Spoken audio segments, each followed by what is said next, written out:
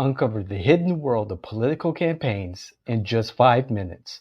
Join me, your host, David Washington, on Countertop Politics every Monday for exclusive campaign insights, tantalizing innuendo, and the secret sauce behind successful political campaigns. Don't miss out. Let's go.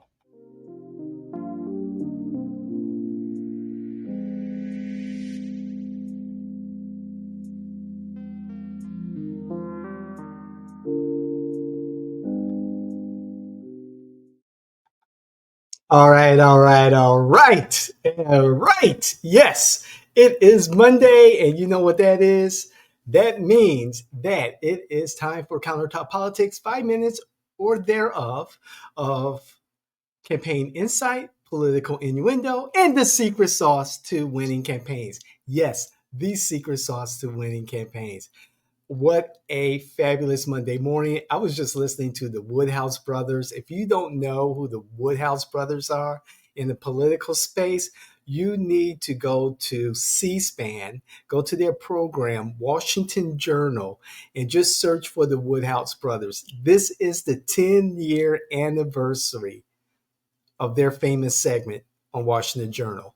And they are live right now. So I'm going to listen to it a little bit later. But great political theater going on right now. Speaking of political theater, hey, we've got the liberals, Democrats, the left migrating from X, formerly known as Twitter, moving to Blue Sky. And, great. Blue Sky now has about what, 25 million active users roughly.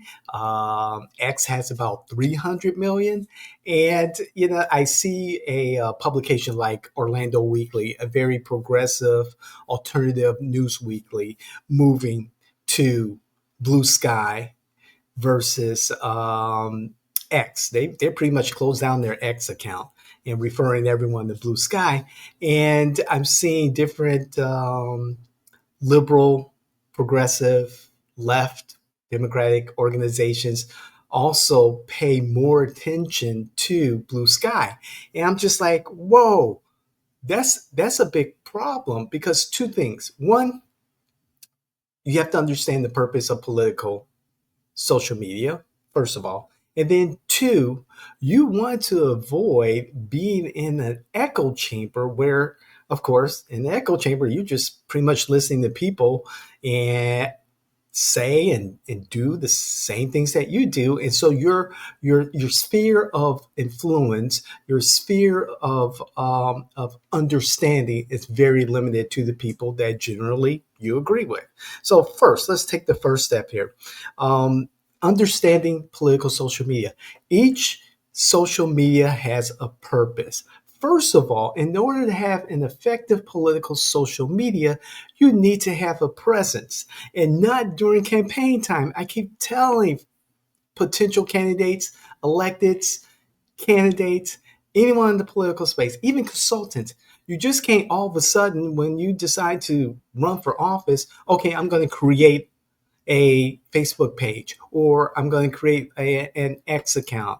You need to have social media working for you long before you even think about running for office. And how do you do that? Well, you create a personal account and if you're inclined to run for office in the future, your history, your beliefs are right there for everyone to see.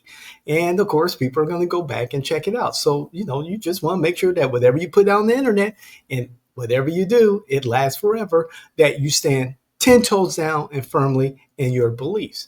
And so you migrate your personal account into a campaign account when you are ready to run for office. You need to be established in social media long before you even think about running for office.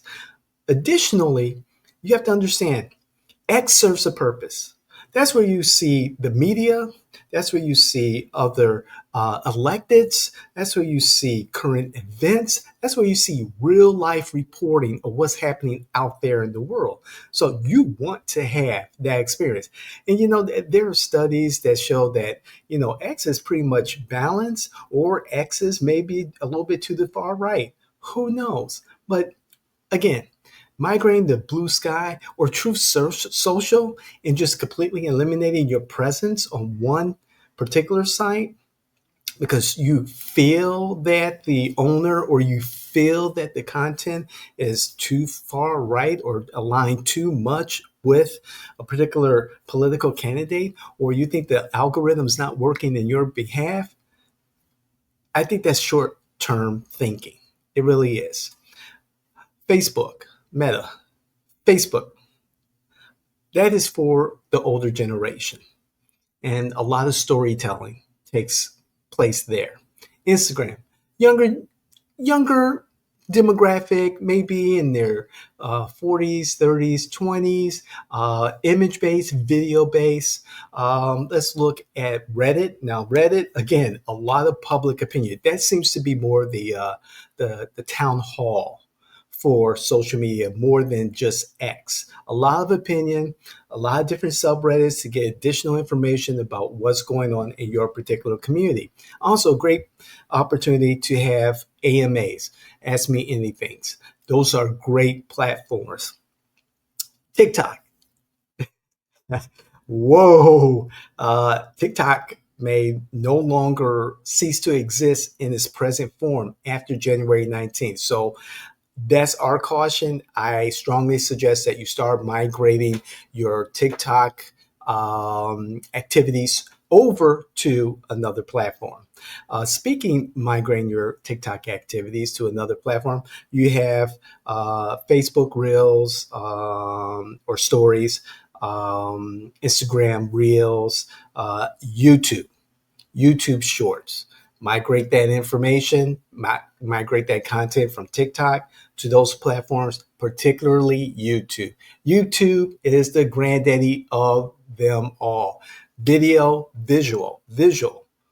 You want to create a campaign YouTube channel as early as possible. You want to have a presence, whether you're posting like maybe weekly, daily, monthly, even as a civilian, okay, a civilian, you want to have a presence on YouTube. So create your channel, and then as you become more and more comfortable with the idea of becoming a candidate, that's where you want to focus your activities. You can have fireside chats, informational. You can just talk to your community through YouTube. Again, there's so many other different platforms that you can do these things. However, you must understand, one, each platform serves a specific purpose in politics. And two, you can't survive in those echo chambers. If you're going to be on Truth Social, be on X. If you're going to be on X, be on Blue Sky. If you're going to be on Blue Sky, be on Truth Social. Manage these things according to your ability and resources to do so. So, that's a lot. I'm excited. I'm going to get back to that Woodhouse segment on Washington Journal. I love this stuff. Again, if you haven't listened to the Woodhouse brothers talk about politics, it's a joy, especially around this time of the year. Again, please like, share, hit the notification button to get this content. And please, there's a lot of pretenders out there who say and do things that make you think that they know what they're doing in this political space. But you have to look at their resume, their ledger, their CV very closely and determine, is the information that they're giving you proper? Is it the right information? For you to have an honest conversation with yourself, your loved ones, your supporters on whether or not you should enter politics. Again, this is Countertop Politics. I am so excited. I've had a great weekend.